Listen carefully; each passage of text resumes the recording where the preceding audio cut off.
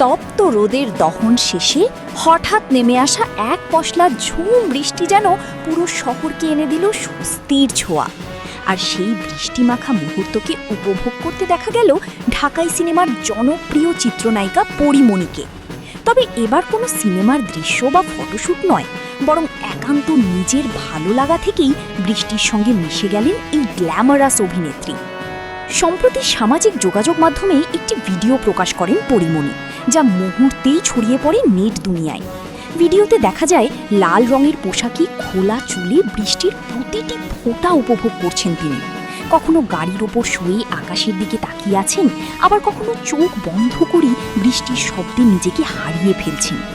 পুরো ভিডিও জুড়ে ছিল এক ধরনের প্রশান্তি আর স্বতঃস্ফূর্ত অনুভূতির প্রকাশ। ভিডিওটির আবহ সঙ্গীত এবং পরিমণির স্বাভাবিক উপস্থিতি মিলিয়ে তৈরি হয়েছে এক মায়াবী পরিবেশ।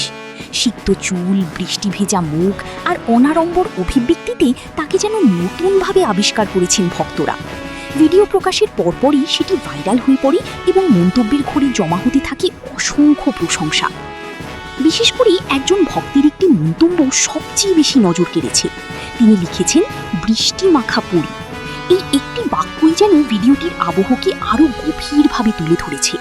পরে সেই মন্তব্য শেয়ার করে অনেকেই পরিমণির এই মুহূর্তকে রোম্যান্টিক ও কবিতার মতো সুন্দর বলে বর্ণনা করেন। অনেকের মতে বৃষ্টির মাঝে পরিমণি যেন সত্যিকারের এক বৃষ্টির পরী হয়ে ধরা দিয়েছেন।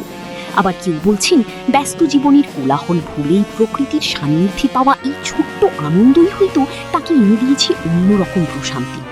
ভক্তদের চোখে তাই এই ভিডিও শুধু একটি মুহূর্ত নয়, বরং অনুভূতির এক সুন্দর প্রকাশ।